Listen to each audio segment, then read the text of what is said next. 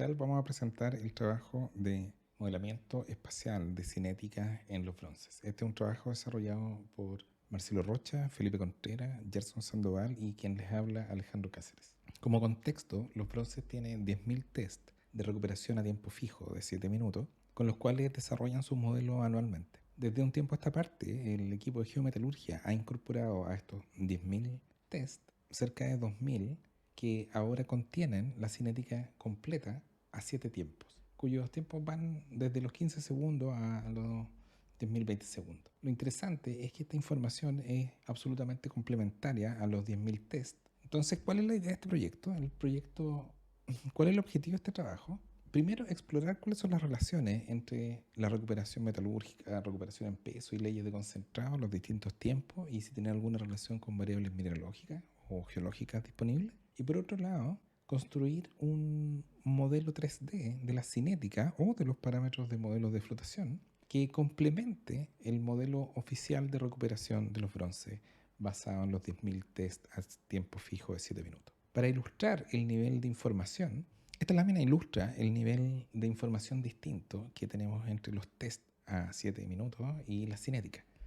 De fondo tenemos una base de datos heterotópica de 10.000 datos de test a 7 minutos y 2.000 datos con cinéticas completas y obviamente complementarias a estos 7 minutos. El primer paso es revisar la información y se chequearon todas las relaciones de orden lógicas que tenían que existir entre recuperación y las leyes de concentrado según el tiempo. Y un poco para explorar las distribuciones de las recuperaciones metalúrgicas según los distintos tiempos, el gráfico a la izquierda nos presenta la distribución de las recuperaciones desde los tiempos, de menores tiempos a mayores tiempos. Entonces es muy interesante ver cómo obviamente la recuperación va a ir aumentando, pero es como hay un cambio en la distribución. Distribuciones que tienden a empujar hacia obtener recuperaciones mayores, como son las de los últimos tiempos. Y eso se puede reflejar muy simplemente al graficar la media de la distribución de cada tiempo contra su desviación estándar. Entonces vemos que a medida que va pasando el tiempo en la cinética, obviamente va a haber un aumento de la recuperación metalúrgica promedio, pero lo interesante es que la desviación estándar al principio aumenta, llegando hasta el tiempo 3 y luego ya empieza a disminuir porque empiezo a recuperar cada vez recuperaciones mayores y eso disminuye la dispersión. Entonces es interesante ver bajo una perspectiva de distribución cómo el funcionamiento de las recuperaciones de la cinética.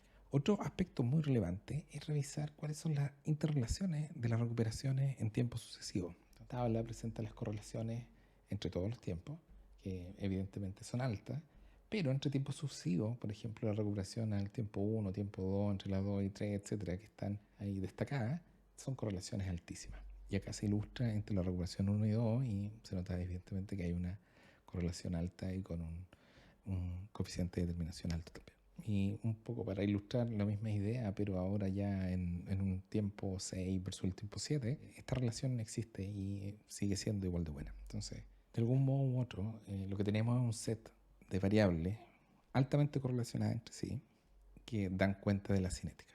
En cada uno de estos tests es posible evaluar un modelo cinético metalúrgico y para efectos de trabajo nos vamos a concentrar en el modelo Klimpel, el que queda completamente determinado por dos parámetros, la recuperación en tiempo infinito o Rmax y por otro lado la constante cinética K da cuenta de la velocidad de la cinética. De fondo, valores cinéticos más altos implican cinéticas más rápidas.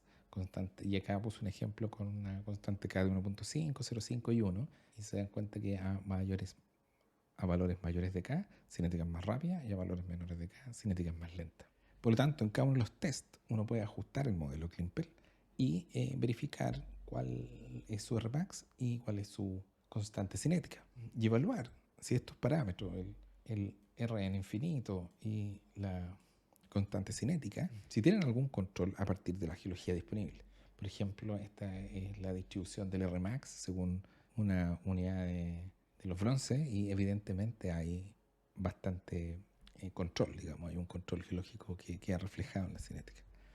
Si uno ve el Rmax se da cuenta que esto no es un fenómeno totalmente desorganizado, sino que tiene cierta relación y está relacionado con algunos sectores del depósito, los sectores más altos son más variables, etc. Y lo mismo sucede con la constante cinética. Si vemos un control geológico por litología, por un primario secundario, Y nuevamente, uno puede ver esta constante cinética y darse cuenta que hay sectores que responden completamente distinto que otros.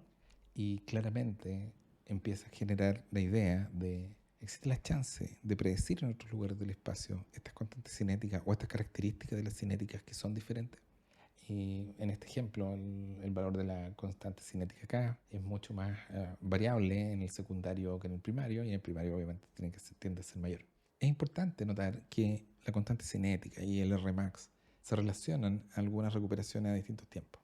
En general existe una relación mayor entre las primeras recuperaciones y la constante cinética, y una mayor relación entre las recuperaciones a tiempos más altos y la recuperación máxima, obviamente. Y eso uno lo puede verificar. Acá está el K de Klimpel con respecto a la primera recuperación. Y si bien hay una relación no lineal, naturalmente, por cómo está modelado, hay una relación alta, ¿ya? Y si uno lo compara con la última, no tiene nada que ver porque esta de los últimos tiempos, digamos, se relaciona mucho más a la recuperación máxima.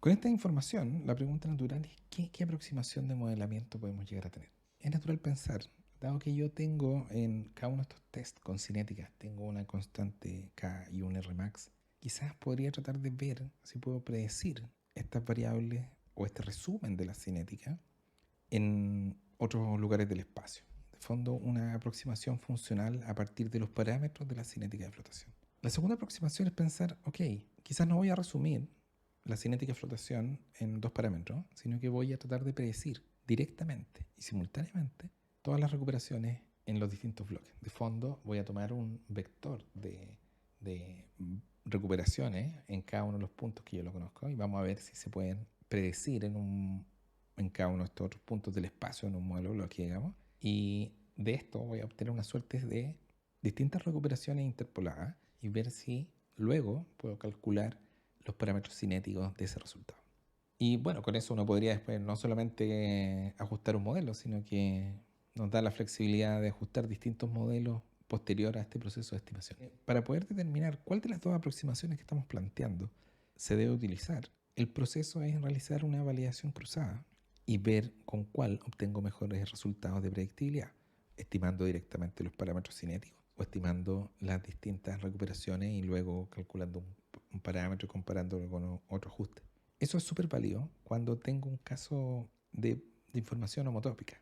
Y acá, la existencia de 10.000 test a un tiempo fijo empuja la balanza hacia el uso de una aproximación que me permita sacar provecho de esta información.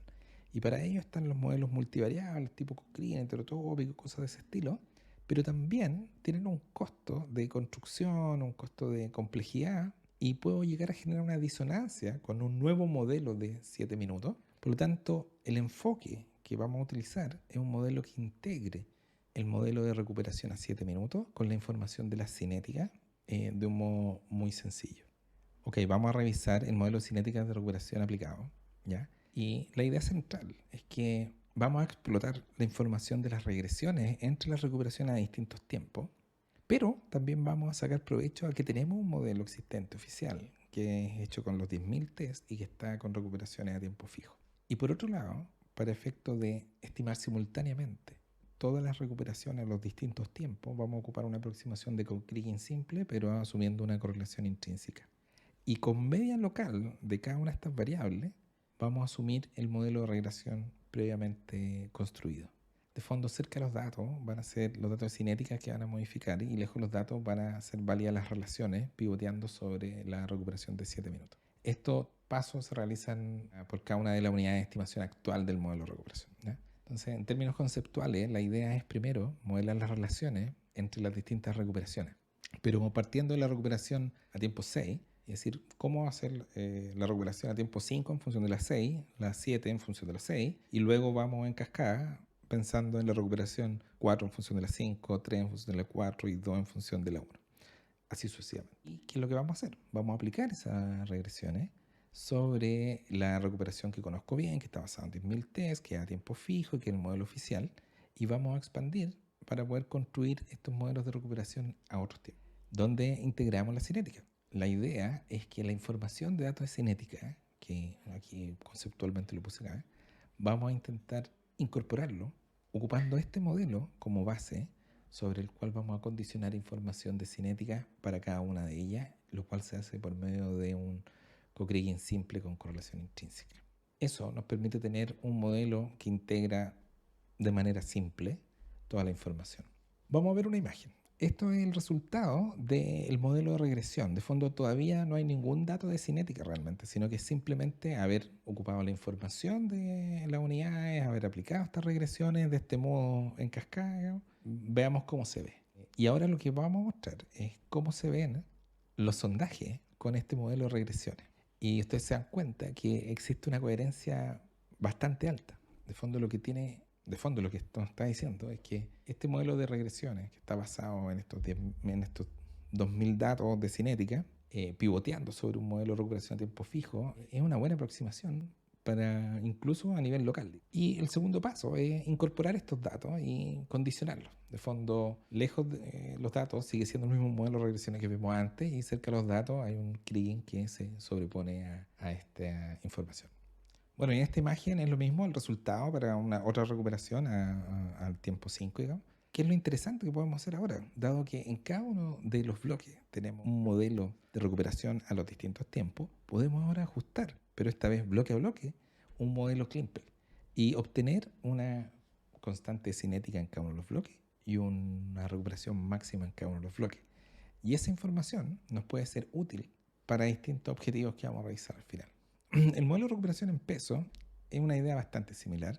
Está más basado en variables como mineralogía y el total sulfuro. ¿Ya? Entonces, básicamente se revisaron cómo eran las relaciones de las recuperaciones en peso con respecto a variables como los porcentajes de mineralogía de pirita, calcopirita, bornita, etc. La razón pirita-cobre o fierro-cobre, un montón de variables. Pero nos dábamos cuenta que una de las variables que más pesaba era pirita, obviamente, y el total sulfuro. ¿Ya? Entonces, si uno veía esta matriz de correlaciones, se da cuenta que esta correlación a tiempo 5 era la que obtenía una mejor relación con una variable que los bronces tiene disponible en cada uno de sus bloques, que es el total sulfuro. Y es interesante porque si uno grafica el porcentaje de los total sulfuro en porcentaje en peso versus la recuperación en peso, tiene una relación de este estilo. Entonces, la idea central es partir del total sulfuro, obtener una recuperación en peso al tiempo 5, expandirlo a través de las regresiones y aplicar la misma idea de condicionar con datos de co-kriging simple por medio de una correlación intrínseca. Y esto es lo mismo. Aquí tenemos una imagen del total sulfuro y lo que vamos a ver es la recuperación en peso, pero a partir de este modelo de regresión o relación que hay entre el total sulfuro y el porcentaje en peso a tiempo 5. Y lo que vamos a ver ahora es la información de sondaje de esta recuperación en peso y después cómo quedaría condicionado los datos. Entonces, bueno, lo revisamos con cada uno de estos tiempos y los modelos eran bastante compatibles con la información que no era utilizada directamente. Entonces, la idea de estos modelos es que permite hacer alguna aproximación global, pero también local con las cinéticas disponibles. Bien, el modelo más desafiante corresponde al modelo de leyes de concentrado. El modelo de leyes de concentrado en general es complejo de modelar y entender. La idea es tratar de entender un poco las cinéticas de las leyes de concentrado. ¿Okay? Si uno veía las leyes de concentrado en tiempos consecutivos, nos dábamos cuenta que había entre algunos tiempos alguna suerte de cinéticas con comportamiento distinto en leyes de concentrado y que se acentuaba para algunos tiempos particulares. ¿Okay? De fondo acá estamos viendo el tiempo 7 versus el tiempo 8. Ahora vamos a ir viendo el tiempo 6 versus el tiempo 7. Y lo que hicimos fue dibujar o separar estos dos tipos de cinética a partir de este gráfico, básicamente. Es decir, mira, de aquí a allá hay un grupo, este es otro grupo de cinéticas que se están comportando distinto en la dimensión de la ley de concentrado. Eso lo revisamos a los distintos tiempos y nos dábamos cuenta que funcionaba distinto, digamos, ¿ya? Que había un grupo de cinéticas con un comportamiento y otro grupo con otro comportamiento. Lo cual era muy interesante, pero realmente no teníamos una explicación de a qué correspondía. Y cuando uno subdividía esto a nivel de dónde estaban las cinéticas, era interesante porque uno podía darse cuenta que había una diferencia en los comportamientos espaciales de estas cinéticas de las leyes de concentrado. De fondo, lo que estaban en la primera relación, ¿ya? De los tiempos consecutivos, en azul, tenían un comportamiento en términos de continuidad espacial de la ley de concentrado. Era mayor en esta zona tranquila que le llamamos nosotros, versus este otro sector mucho más variable. La idea era poder entender a qué corresponden estas dos zonas, qué son. ¿ya? Se hizo todo un análisis por tipo de litología, alteración, si había algún control evidente, digamos, y era difícil. El único lugar donde logramos vislumbrar ciertas relaciones era al evaluar cuáles eran las relaciones de las leyes de concentrado con un montón de otras variables, incluyendo leyes de cobre total, cobre soluble, etc., y las leyes de concentrado a los distintos tiempos. Entonces, acá se muestran dos matrices de correlaciones entre las leyes de concentrado y un set de otras variables, con algunas otras variables. ¿Okay? Algunas son de leyes, mineralogía, algunas tasas, ¿okay? Entre pirita con cobre o cuánto es de mineralogía secundaria versus hipógena, cosas de ese estilo, o el total sulfuro, de hecho. Entonces es interesante ver varias cosas. Primero, hay correlaciones que son distintas de una misma variable a través del tiempo de la cinética en las leyes de concentrado. ¿Ya? Por ejemplo, ustedes se pueden dar cuenta que para los primeros tiempos las leyes de concentrado están negativamente correlacionadas mucho con la pirita, con el contenido de pirita. ¿Ya? Por otro lado, en el otro grupo, digamos, pueden ver que algunos tiempos más altos, ¿ya? Para los tiempos 7, 8, 9, hay mayores correlaciones con variables que nos indican mineralogía secundaria. Entonces, es interesante ver primero la variación de las relaciones de las variables geológicas, mineralógicas, y aquí faltan muchas más que sería ideal tener con respecto a las leyes de concentrado. Y por otro lado, que estos dos grupos distintivos de leyes de concentrado dan cuenta de diferentes relaciones. ¿Ya? El primer grupo, este grupo más tranquilo, está mucho más relacionado con mineralogía pirita, bornita, más hipógena, digamos. Y por otro lado, el segundo grupo se relaciona un poco más con contenidos de cobre soluble, de calcosina cobalina y variables derivadas de eso. Entonces, da luces de que hay un control mineralógico, quizás hay otro. Definitivamente es un punto que hay que investigar y profundizar y entender y buscar la razón y ojalá darle un buen tiempo. Este contexto de fondo nos damos cuenta que diferentes variables controlan diferentes tipos de cinética, incluso una misma variable puede operar distinto a distintos tiempos de leyes de concentrado. Claramente nos invita a construir un modelo muy multivariable para dar cuenta de la ley de concentrado.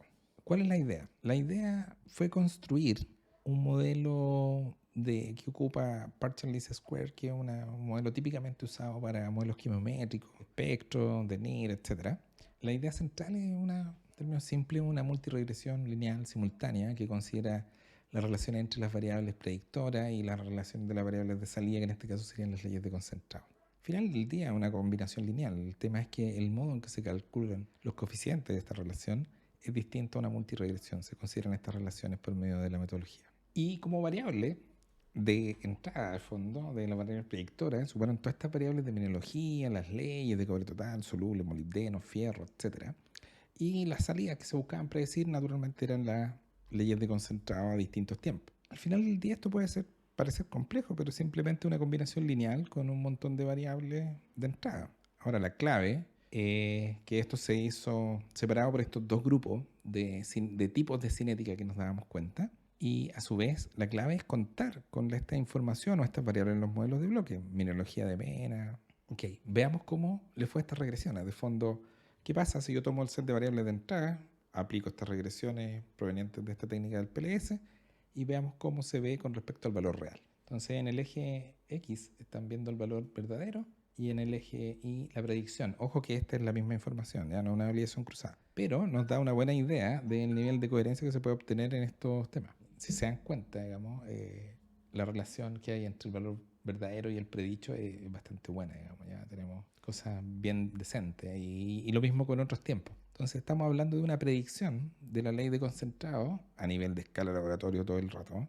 bastante buena. Y de hecho uno puede verificar si localmente estas predicciones versus los valores verdaderos de las leyes de concentrado andan bien o mal. Y en general hay una coherencia bastante alta. La idea es, bueno, ya que tenemos modelado esto, este sistema de esta multiregresión, básicamente separado por estos dos tipos, ¿cómo podemos llevar eso a un modelo de bloque 3D? Y la idea fue una aproximación similar a lo que hemos conversado para el caso de la recuperación metalúrgica y la misma recuperación en peso. Entonces, la idea es decir, ok, lo primero es tratar de identificar a qué tipo de cinética estoy asociado en distintos lugares del espacio y luego aplicar este modelo y tener una suerte de modelo regresado. Entonces, el primer paso es poder tratar de hacer un modelo que nos indique aproximadamente a cuál de estos dos tipos de cinética tengo en un lugar del espacio. Y eso básicamente se hace codificando estos dos tipos en una variable indicadora y que nos entrega un porcentaje, probabilidad o proporción de que puede pertenecer a uno o al otro. Y lo segundo es la aplicación de este modelo multivariable de PLS según qué tipo de cinética era. Y lo que ven acá es la regresión aplicada y lo que vamos a ver es cómo luce con respecto a las leyes de concentrado al tiempo 6 sin ocupar los datos locales, sino que las puras regresiones que estamos conversando aplicadas al modelo de bloque, cómo lucen. Y es interesante ver que existe un grado de coherencia bastante bueno, ¿ya? De fondo, muy en línea con lo que veíamos con la misma aplicación en la regresión, lo estamos viendo ahora a nivel de modelo de bloque. Y si yo ahora condiciono de la misma manera que hemos conversado, ya puedo ganar un poco más de localidad y obviamente esos datos que están en otro lado van a afectar esta sección, pero ya le doy el carácter más local, ¿ya? Lo mismo acá, aplicando la regresión, ahí están los datos, sin ser utilizados todavía activamente en un proceso de estimación, sino que solamente las regresiones a partir del partial least square y luego de aplicar el tema. Existen varios aprendizajes y conclusiones relativos a este tema, ¿eh? Bueno, lo primero es entender que utilizar toda la información que está disponible es clave, ¿ya? Esta información de 7 minutos a tiempo fijo es clave para construir modelos, integrarla con esta nueva información y complementarla de fondo. El segundo aprendizaje importante es que esta recuperación a distintos tiempos nos permiten hacer los cálculos del modelo de Klimpel u otro modelo metalúrgico que a uno le interese, digamos. Por otro lado, la zonificación de cinética rápida o espacio entre la recuperación actual y la de RMAX, ese potencial, todas estas dos informaciones pueden ayudar mucho para la planificación metalúrgica. Y de hecho, podrían ser utilizados como input para efectos de planificación minera. Por otro lado, tener esta información de las características de la cinética puede ser útil para efectos de retroconciliaciones para entender el desempeño de los modelos contra lo que se obtiene en planta. Algo interesante es este modelo de ley de concentrado a escala de laboratorio, que en general es de difícil predicción, a partir de la información de ley y mineralogía. Pero la clave de la predicción de la ley de concentrado no era tener una, sino que tener todas las cinéticas y darse cuenta que esas cinéticas nos permitían identificar distintos comportamientos y que esos comportamientos se podían relacionar a variables de leyes y mineralogía. Obviamente, y el punto más relevante acá, es que todos estos tres modelos que yo les mostré están un poco desconectados en su naturaleza intrínseca metalúrgica. Me explico. Naturalmente va a haber una relación entre recuperación y ley de concentrado que tiene que respetarse. Incorporar esa relación a este tipo de modelo puede generar aún mejores modelos. Y de fondo es llevar completamente la relación intrínseca metalúrgica de una cinética de recuperación, ley de concentrado, etcétera, en tus modelos de bloque. Y ocupar esa información para poder tener una planificación metalúrgica futura. Y bueno, lo mismo que comentábamos, la geología, el entendimiento de la mineralogía, los controles, etcétera, son el piso base para el tema de flotación y geometrología. Contar con información de leyes, geología, mineralogía de Mena, Ganga, etcétera, es clave para estos modelos, digamos. No se podría pensar en construir modelos de este estilo sin contar con información geológica y geometalúrgica base de calidad. Como recomendaciones, obviamente, el primer punto es tratar de sacar provecho a las relaciones intrínsecas entre recuperación y ley de concentrado en la cinética de flotación en estos modelos, que era lo que comentaba recién. Y lo segundo, también entender que estos modelos están construidos a partir de poca información. Son los primeros modelos y hay que entender el alcance que tienen. Todos estos modelos tienden a ser más de tendencia que valores precisos de ciertas variables. Y algo que es importante entender que estos primeros modelos lo que hacen es complementar más que reemplazar estos modelos a tiempo fijo que tenían disponibles en este caso los bronces. Eso, quería agradecerle a todo el equipo que trabajó en esto. Por parte de GeoInnova apoyó en alguna instancia Rodrigo Gutiérrez, que ahora está en BHP, Catalina Carreño y Lucas Contreras. Así que a ellos también muchas gracias por todo. Muchas gracias y cuídense mucho.